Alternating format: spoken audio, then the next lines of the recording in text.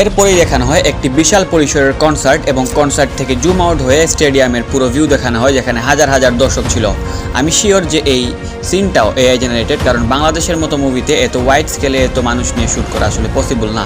কিন্তু এই AI generated সিনটা আসলে অনেক স্যাটিসফাইং, যেটা নিয়ে আসলে সমালোচনা করার কিছু নেই। এরপরই কয়েকটি ফার্স্ট কাটে আগুনের কিছু কনসার্টের দৃশ্য দেখানো হয়। এতটুকু পর্যন্ত টিজারে আগুনের ক্যারিয়ারের পিক মুভমেন্টগুলো দেখানো হয়। এর পরপরই গাড়ি ভাঙার একটি সিনের মাধ্যমে আগুনের ক্যারিয়ারের ডাউনফলের সিন শুরু হয়। আগুনকে দেখানো হয় জেলখানায়, তাকে দেখা যায় ড্রাগস নিতে। এর মাধ্যমে বোঝা যায় যে একটা মোমেন্টে এসে এই রকস্টারের জনপ্রিয় জীবনের সমাপ্তি ঘটবে। শেষ সিনে আগুনের একটি ডায়লগ থাকে, আমাকে নিয়ে যাও তোমার সাথে। এখান থেকে স্পষ্ট বোঝা যায় যে টিপিক্যাল সব রকস্টার মুভির মতো আমাদের আগুন নামের রকস্টারের লাইফেরও একটি লাস্ট মোমেন্ট বা ফাইনাল পার্ট থাকবে, যেখানে ফাইনাল পার্টের কারণ হবে তার প্রেমিকা বা প্রিয় কেউ। আর যেহেতু মুভিটির লাস্টে ডায়লগ থাকে যে আমাকে নিয়ে যাও তোমার সাথে, এমনও হতে পারে যে তার প্রেমিকা বা প্রিয় কোনো মানুষের মৃত্যুও হতে পারে।